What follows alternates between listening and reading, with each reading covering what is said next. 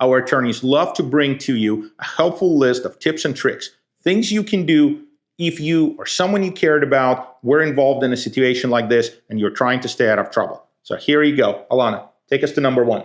Never, ever call the police to report your vehicle stolen. That's a horrible idea. Why would you do that? People do it all the time. It's crazy. They figure we've been involved in an accident, car is left at the scene, nobody has seen us, let's report that somebody stole the car. But that leads to bigger problems, doesn't it? Absolutely. In fact, what we often see is that this exact scenario could lead to significant charges, not only for you, but for other people in your family involved, including felony charges, charges of conspiracy. It could involve charges of making a false police report. And almost every time when we later pick up this case, we go to court, we try to resolve it, we try to settle it, we see much higher sentences, much greater liability, and the need for much greater accountability from judges and prosecutors. So don't do it. Number 2.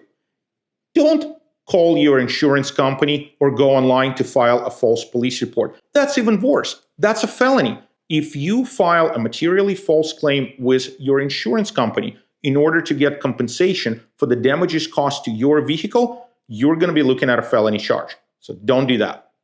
Don't lie about what happened. You have a right to remain silent. It's so much better to just not say something as opposed to saying something that's not true, shooting down your credibility and incriminating yourself in a process. Related to that, once you have already committed the crime of hit and run by leaving the scene of the accident, please don't go back to the scene to do your own investigation.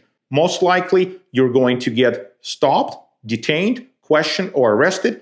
Or even if you manage to not do that, you're just going to provide additional evidence that you and not someone else was the driver. Even if your car is left at the scene, police officers may be able to connect you to the car, but remember, they always have to prove that the person they are investigating is actually the one who drove the vehicle and thereafter failed to comply with duties as the driver.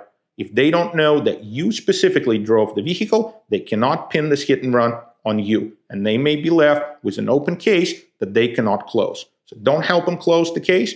Don't provide them any additional evidence for free. Be smart and stay out of trouble. Now this one can be tricky, but you have to remember that you have a duty to cooperate with your insurance company, or you risk losing coverage with them. That's a really good one, Alana. I think so many people don't realize that when you sign up for an insurance policy and you get that very long list of terms and conditions, one of those conditions in fine print basically says that if you are ever involved in a car accident, you have a duty to tell them what happened, to answer their questions and cooperate. And failure to do that can void coverage, and that means you could be on the hook for that $35,000 car with gap insurance. This one may seem obvious.